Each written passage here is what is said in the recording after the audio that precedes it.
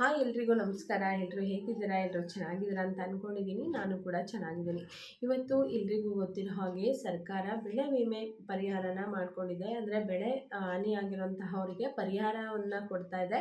ಆ ಪರಿಹಾರವನ್ನು ಎಷ್ಟು ಜನರಿಗೆ ಅಂದರೆ ರೈತರಿಗೆ ಒಂದು ಗುಡ್ ನ್ಯೂಸ್ ಅಂತಲೇ ಹೇಳ್ಬೋದು. ಯಾಕೆಂದರೆ ನಾವಿವತ್ತು ಜೀವಂತವಾಗಿದ್ದೀವಿ ಅಂತ ಹೇಳಿದ್ರೆ ಆ ರೈತರೇ ಕಾರಣ. ರೈತರು ಭಾರತದ ದೇಶದ ಬೆನ್ನೆಲುಬು ಅಂತಲೇ ಹೇಳ್ಬೋದು.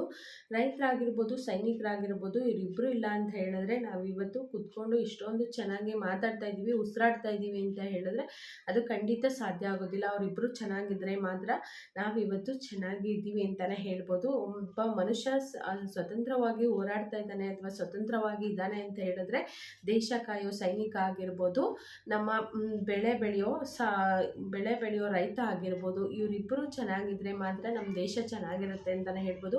ಪ್ರತಿಯೊಂದು ನಾವು ಯಾವುದೇ ಹಂತಕ್ಕೆ ತಲುಪಿದ್ರು ಕೂಡ ಇವರಿಬ್ಬರು ಚೆನ್ನಾಗಿರ್ಬೇಕು ಅಂತ ಫಸ್ಟು ದೇವರಲ್ಲಿ ಪ್ರಾರ್ಥಿಸೋಣ. ಯಾಕೆ ಅಂತ ಹೇಳಿದ್ರೆ ನಾವು ಎಲ್ಲರೂ ಕೂಡ ನಾನು ಹೇಳ್ತಾ ಇದ್ದೀನಲ್ಲ, ಒಂದು ಉಸಿರಾಡ್ತಾ ಇದ್ದೀವಿ, ಇವತ್ತು ಚೆನ್ನಾಗಿದ್ದೀವಿ, ಒಂದು ಒಳ್ಳೆಯ ಆಹಾರನ ನಾವು ತಿಂತಾ ಇದ್ದೀವಿ ಅಂತ ಹೇಳಿದ್ರೆ ಒಂದು ರೈತರು ಅಂತಲೇ ಹೇಳ್ಬೋದು.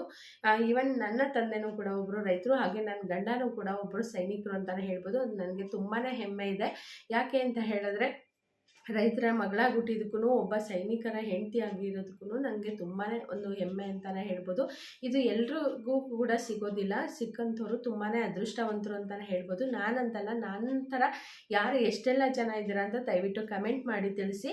ಹಾಗೆಯೇ ಬನ್ನಿ ಈ ಒಂದು ಅಪ್ಡೇಟ್ ಬಗ್ಗೆ ತಿಳಿತಾ ಹೋಗೋಣ. ಹಾಗೆ ಯಾರು ಹೊಸದಾಗಿ ನನ್ನ ಚಾನಲ್ನ ನೋಡ್ತಿದ್ರೆ ದಯವಿಟ್ಟು ಸಬ್ಸ್ಕ್ರೈಬ್ ಮಾಡ್ಕೊಂಡು ನೋಡಿ, ಪಕ್ಕದಲ್ಲಿರೋಂಥ ಬೆಲ್ಲೈಕನನ್ನು ಕೂಡ ಕ್ಲಿಕ್ ಮಾಡ್ಕೊಳ್ಳಿ. ನಾನು ಹಾಕುವಂಥ ವಿಡಿಯೋ ಫಸ್ಟು ನೋಟಿಫಿಕೇಶನ್ ನಿಮ್ಮ ಮೊಬೈಲ್ಗೆ ಬರುತ್ತೆ. ಹಾಗೆ ಬೆಳೆ ವಿಮೆನ, ಬೆಳೆ ಪರಿಹಾರನ ಯಾವ ರೀತಿಯಾಗಿ ಕೊಡ್ತಾರೆ ಸರ್ಕಾರ, ಯಾವ ರೀತಿ ಕೊಡ್ತಾ ಇದೆ ಅಂತ ಹೇಳ್ಬೋದು. ಬೆಳೆ ಇವಾಗ ನೋಡ್ತಾ ಇರ್ಬೋದು, ಲಾಸ್ಟ್ ಇಯರು ತುಂಬಾ ಬರಗಾಲ ಬಂದಿತ್ತು, ಮಳೆ ಲೇಟಾಗಿ ಬಂದಿತ್ತು, ಕೊಯ್ಲಿಗೆ ಸರಿಯಾಗಿ ಮಳೆ ಬಂದಿರೋದ್ರಿಂದ ಬೆಳೆ ತುಂಬಾ ನಾಶ ಆಗೋಯ್ತು. ಆ ನಾಶ ಆಗಿರ್ತಕ್ಕಂಥದ್ದು ನಮ್ಮ ಕರ್ನಾಟಕದಲ್ಲಿ ಧಾರವಾಡ ಜಿಲ್ಲೆಯಲ್ಲಿ ತುಂಬಾ ಲಾಸ್ ಆಯಿತು. ಧಾರವಾಡದಲ್ಲಂತೂ ಬಂದಿರೋ ಹಣ್ಣುಗಳಾಗಿರ್ಬೋದು, ನೀವೆಲ್ಲ ಟಿ ವಿ ನ್ಯೂಸಲ್ಲಿ ನೋಡ್ತಾ ಇರ್ಬೋದು, ಬಂದಿರೋ ಹಣ್ಣುಗಳಾಗಿರ್ಬೋದು, ಹೂಗಳಾಗಿರ್ಬೋದು, ತರಕಾರಿಗಳಾಗಿರ್ಬೋದು, ಗೋಧಿ, ಭತ್ತ ಎಲ್ಲನೂ ಇಷ್ಟೊಂದು ಲಾಸ್ ಆಗಿತ್ತು. ಇದರಲ್ಲಿ ನಂಬರ್ 1 ಜಿಲ್ಲೆ ಅಂತ ಹೇಳಿದ್ರೆ ಧಾರವಾಡ ಜಿಲ್ಲೆ.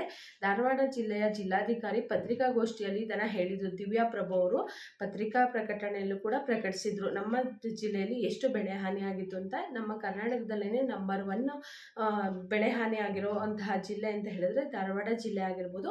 ಆ ಜಿಲ್ಲೆಗೆ ಇವತ್ತು ಒಂದು ಬೆಳೆ ಪರಿಹಾರವನ್ನು ಸರ್ಕಾರ ಘೋಷಿಸಿದೆ. ಆ ಜಿಲ್ಲೆಯಲ್ಲಿ ಎಷ್ಟು ಜನ ರೈತರಿಗೆ ಬೆಳೆ ಪರಿಹಾರ ಸಿಗುತ್ತೆ ಅಂತ ಹೇಳಿದ್ರೆ 65,573 ಜನರಿಗೆ ಈ ಒಂದು ಬೆಳೆ ಪರಿಹಾರ ಸಿಗುತ್ತೆ ಅಂತಲೇ ಹೇಳ್ಬೋದು. ಈ ಬೆಳೆ ಪರಿಹಾರ ಅವರಿಗೆ ಎಕರೆಗೆ ಎಷ್ಟು ಲಾಸ್ ಆಗಿದೆಯೋ ಆ ಒಂದು ಆಧಾರದ ಮೇಲೆ ಅವರ ಅಕೌಂಟಿಗೆ ಅಮೌಂಟ್ ಬರ್ತಾ ಹೋಗುತ್ತೆ. 65,573 ಜನರಲ್ಲಿ ನಮಗೆ ಬಂದಿಲ್ವಾ ಅಂತ ಅಲ್ಲ, ಯಾರಿಗೆ ಬಂದಿರುತ್ತೆ ಅಂಥವರಿಗೆ ಯಾವ 7 ತಾಲೂಕುಗಳಲ್ಲಿ ಪ್ರೊವೈಡ್ ಮಾಡಿದ್ದಾರೆ.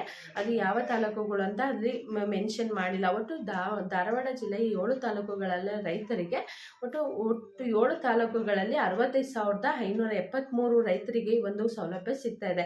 ಇನ್ನು ಅವ್ರಿಗೆ ಬಂದಿದೆ, ನಮಗೆ ಬಂದಿಲ್ಲ ಅಂತಲ್ಲ, ಅದನ್ನು ಕೂಡ ಇನ್ನೂ ಲಾಸ್ ಆಗಿರೋಂಥವ್ರು ಅಪ್ಲಿಕೇಶನ್ ಕೊಟ್ಟಿದ್ರೆ ಖಂಡಿತ ಅವರಿಗೆ ಈ ಒಂದು ನೆಕ್ಸ್ಟ್ ಸೀಸನಲ್ಲೂ ಕೂಡ ಬರೋ ಚಾನ್ಸಸ್ ಇರುತ್ತೆ. ದಯವಿಟ್ಟು ನೀವು ನಿಮ್ಮ ಕ್ರೆಡಿಟ್ ಅಥವಾ ಬ್ಯಾಂಕಲ್ಲಿ ಇದು ಒಂದು ಘೋಷಣೆ ಆಗಿದ ನಂತರ ನೀವು ಹೋಗಿ ನಿಮಗೆ ಗೊತ್ತಾಗುತ್ತೆ ನಿಮಗೆ ಅಮೌಂಟ್ ಬಂದಿರೋದು. ಡೈರೆಕ್ಟ್ ಇದಕ್ಕೆ ಮಧ್ಯವರ್ತಿಗಳು ಯಾರು ಇರೋದಿಲ್ಲ, ನಿಮ್ಮ ಅಕೌಂಟಿಗೆ ಡೈರೆಕ್ಟ್ ಬೆಳೆ ಹಾನಿ ಆಗಿರುವಂತಹ ಒಂದು ದುಡ್ಡು ನಿಮ್ಮ ಅಕೌಂಟಿಗೆ ಖಂಡಿತ ಬರುತ್ತೆ. ಹೋಗಿ ನೀವು ಚೆಕ್ ಮಾಡಿದ್ರೆ ಬೆಳೆ ಹಾನಿ ಒಂದು ಆಗಿರುವಂತಹ ನೀವು ಏನು ಅಪ್ಲಿಕೇಶನನ್ನು ಕೊಟ್ಟಿರ್ತೀರಾ, ಅದು ಅಪ್ಲಿಕೇಶನ್ ಕೊಟ್ಟ ಮೇಲೆ ಇಂತಿಷ್ಟು ನಿರ್ದಿಷ್ಟ ಅವಧಿ ಅಂತ ತಗೊಂಡು ಸರ್ಕಾರ ಕೂಲಂಕುಷವಾಗಿ ಅದನ್ನು ಪರಿಶೀಲಿಸಿ ನಿಮ್ಮ ಅಕೌಂಟಿಗೆ ದುಡ್ಡನ್ನು ಹಾಕ್ತಾರೆ. ಹಾಗೆ ನಿಮಗೆ ಎಷ್ಟು ಬಂದಿದೆ ಅಷ್ಟು ಬಂದಿದೆ ಅಂತಲ್ಲ, ನೀವೇನು ಪ್ರೊವೈಡನ್ನು ಮಾಡಿರ್ತೀರಾ, ನೀವು ಎಷ್ಟು ಎಕರೆಗೆ ಲಾಸ್ ಆಗಿದೆ, ಎಷ್ಟು ಎಕರೆ ನಮ್ಮದು ಫಸಲು ಹಾಳಾಗಿದೆ ಅನ್ನೋದ್ರ ಮಾಹಿತಿನ ತಗೊಂಡು ಅವರು ಇಂತಿಷ್ಟು ಅಂತ ಹೇಳಿ ಅಮೌಂಟನ್ನು ಕೊಡ್ತಾರೆ. ಅದು ಡೈರೆಕ್ಟು ನಿಮ್ಮ ಅಕೌಂಟಿಗೆ ಕ್ರೆಡಿಟ್ ಆಗಿರುತ್ತೆ. ನೋಡ್ತಾ ಇರ್ಬೋದು, ತುಂಬ ಜನ ಬೆಳೆ ಹಾನಿಯನ್ನು ಡೈರೆಕ್ಟ್ ಆಗಿ ಅವ್ರ ಅಕೌಂಟಿಗೆ ತಗೊಳ್ತಾ ಇದ್ದಾರೆ.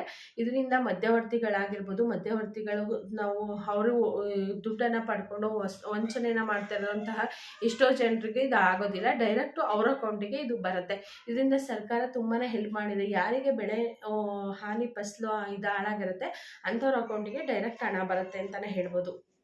ಈ ಮಾಹಿತಿ ಇಷ್ಟ ಆಗಿದ್ರೆ ದಯವಿಟ್ಟು ನನ್ನ ಚಾನಲ್ನ ಸಬ್ಸ್ಕ್ರೈಬ್ ಮಾಡ್ಕೊಳ್ಳಿ. ಹಾಗೆ ಈ ವಿಡಿಯೋ ಇಷ್ಟ ಆಗಿದ್ರೆ ದಯವಿಟ್ಟು ಲೈಕ್ ಮಾಡಿ, ಶೇರ್ ಮಾಡಿ, ಕಮೆಂಟ್ ಮಾಡಿ. Thank you.